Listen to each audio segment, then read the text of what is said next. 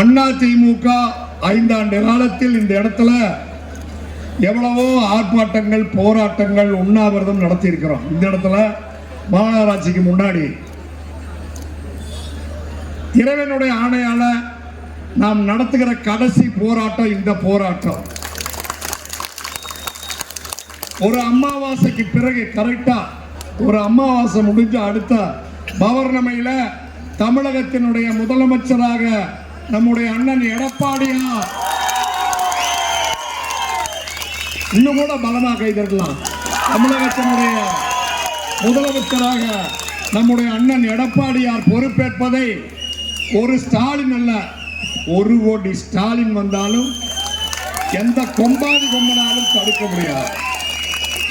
இன்றைக்கு தமிழகமே மிகப்பெரிய எழுச்சியோடு எப்போது எடப்பாடியார் வருவார், நல்லாட்சி தருவார் என்று தமிழகம் தவியாய் தவித்து தவமாய் தவம் இருந்து கொண்டிருக்கிறது. நமக்கு துணையாக எடப்பாடியார் அவர்களை இந்த ஆசனத்திலே அமர வைக்க வேண்டும் என்பதற்கு நமக்கு துணையாக பாரத தேசத்தினுடைய மூத்த தலைவர், நம்முடைய பாரத பிரதமர், நம்மோடு நம்முடைய படையை வழிநடத்துகிற கிருஷ்ணராக முன்னின்று செயல்பட்டுக் கொண்டிருக்கிறார். கிருஷ்ண பரமாத்மாவாக மோடி இருக்கிறார். களத்திலே விளையாடுகிற மாபெரும் வீரராக, வெற்றி வீரராக, பஞ்சபாண்டவர்களே வில்வத்திலே தலை சிறந்த விவேகமிக்க தலைவராக நம்முடைய அர்ஜுனன் இருக்கிறார், நம்முடைய எடப்பாடியார் இருக்கிறார். இந்த 5 ஆண்டு காலம் நாம் தமிழ்நாட்டு மக்கள் 2,50,00,000 குடும்பம் முழுக்க ஒரே ஒரு குடும்பத்தை வாழ வைத்திருக்கிறது. அந்த குடும்பம் தான் கருணாநிதியுடைய குடும்பம், மு.க. ஸ்டாலினுடைய குடும்பம். 5 ஆண்டு காலம் தமிழ்நாட்டு மக்கள் யாரும் நிம்மதியாக வாழவில்லை. தமிழ்நாட்டு மக்கள் யாரும் நிம்மதியாக எந்த தொழிலும் செய்ய முடியவில்லை. எல்லா வகையிலும் தமிழ்நாட்டு மக்கள் சுரண்டப்பட்டார்கள்.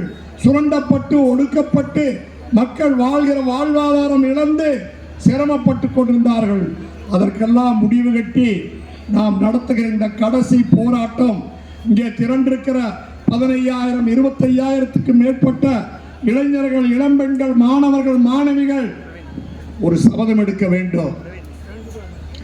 ஒரு ஓட்டு போனாலும் அது கருணாநிதி குடும்பத்திற்கு ஆபத்தாய் போய்விடும். ஒவ்வொரு ஓட்டும் கருணாநிதியினுடைய குடும்ப ஆட்சிக்கு வைக்கிற வேட்டாக அமைய வேண்டும்.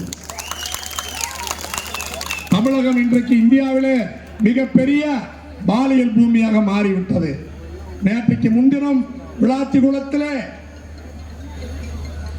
16 வயது இளம்பெண் 10ஆம் வகுப்பிலே 500க்கு 495 மதிப்பு பெற்ற பெண் பாலியல் பலாத்காரம் செய்யப்பட்டு கண்டதுண்டமாக வெட்டி கொல்லப்பட்டிருக்கிறார். கண்டதுண்டமாக வெட்டி கொல்லப்பட்டிருக்கிறார். இன்று வரை குற்றவாளிகளை கண்டுபிடிப்பதற்கு இந்த விடியா திமுக ஆட்சிக்கு வக்கில்லை, வழியில்லை, திக்கில்லை, திராணி இல்லை. எனவேதான் எடப்பாடியாருடைய நல்லாட்சி வர வேண்டும். அண்ணா பல்கலைக்கழகத்திலே மாணவி மாலை நேரத்திலே திமுக அமைச்சருடைய பினாமி தூண்டுதலாலே பாலியல் பலாத்காரம் செய்யப்பட்டார். இன்று வரை ஸ்டாலினுடைய ஆட்சியிலே யார் அந்த சார் என்பதற்கு விடுவே கிடைக்கவில்லை, விடையே கிடைக்கவில்லை. அண்ணா நகரிலே 10 வயது பெண் பாலியல் பலாத்காரம் செய்யப்பட்டார். அந்த பெண்ணுக்கு இன்று வரையிலே நீதி கிடைக்கவில்லை. உச்ச நீதிமன்றம் சிபிஐ விசாரணைக்கு உத்தரவிட்டாலும் ஸ்டாலினுடைய அரசு சிபிஐ விசாரணை வேண்டாம் என்று தடையாணை பெற்றுக் கொண்டிருக்கிறது.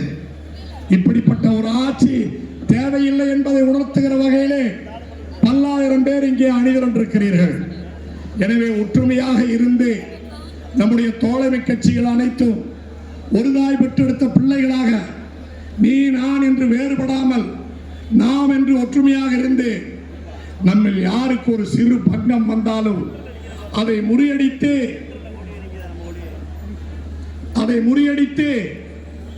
வெற்றியை நம்முடைய கூட்டணிக்கு உரித்தாக்குவதிலே உங்கள் ஒவ்வொருவருக்கும் கடமை இருக்கிறது. அதே போல திருப்பூர் மாநகராட்சி என்று ஒன்று இருக்கிறது. உலகத்திலே குப்பையே அல்லாமல் குப்பைக்கு வரி போடுகிற ஒரே மாநகராட்சி திருப்பூர் மாநகராட்சி.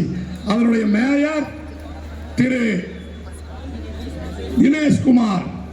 எங்கேயாவது பார்த்திருக்கிறீங்களா? குப்பை அங்கங்க அல்லாமல் நாற்றம் எடுத்து போய் திருப்பூர் மாநகரமே நாடிக்கொண்டிருக்கிறது. இந்த திருப்பூர் மாநகரம் தூய்மையாக வேண்டும் என்றால் தமிழகத்திலே எடப்பாடியாருடைய ஆட்சி வர வேண்டும் என்பதுதான் உறுதி. மாநகராட்சி மன்ற உறுப்பினர்களை அவமானப்படுத்திய தினேஷுக்கு சரியான பாடம் கற்பிக்க வேண்டும். ஒரே ஒரு வேண்டுகோள், என் உரையை முடிக்கிற நேரத்தில் உங்கள் எல்லோருடைய பாதங்களையும் தொட்டு வணங்கி கேட்டுக்கொள்கிறேன். திமுக கார ஓட்டு கேட்க வந்தால் திருப்பூர்ல ஏண்டா 6 மாசம் குப்பை அழலின்னு உங்கள் வீட்டு மக்கள் கேட்க வேண்டும், ஊர் கேட்க வேண்டும். சொத்து வரி உயர்த்தனையே, வீட்டு வரி உயர்த்தனையே, தண்ணி வரி உயர்த்தனையே தினேஷ், தொழில் வரி உயர்த்தனையே தினேஷ், ஏன் குப்பையை அள்ளவில்லை கேட்பீங்களா? இந்த ஒரு கேள்வி எங்கும் எதிரொலிக்க வேண்டும். தமிழகத்தினுடைய பட்டி தொட்டி எங்கும் திமுக காரன் ஓட்டு கேட்க வந்தால் விளாத்திகுளத்திலே நடந்த சம்பவம், அண்ணா நகரில் நடந்த சம்பவம், உலக புகழ்பெற்ற அண்ணா பல்கலைக்கழகத்திலே நடந்த சம்பவம், இதற்கெல்லாம் நம்முடைய மக்கள் திமுக காரன் ஓட்டு கேட்டு வரும்போது நீதி கேட்க வேண்டும். கேட்பீர்களா? அப்ப அவங்களை ஓட்டு கேட்கவே ஊருக்குள்ள விடக்கூடாது. அதுல உறுதியாக இருக்க வேண்டும் என்று உங்களுடைய பாதங்களை தொட்டு வணங்கி கேட்டு, அன்பு சகோதரி வானதி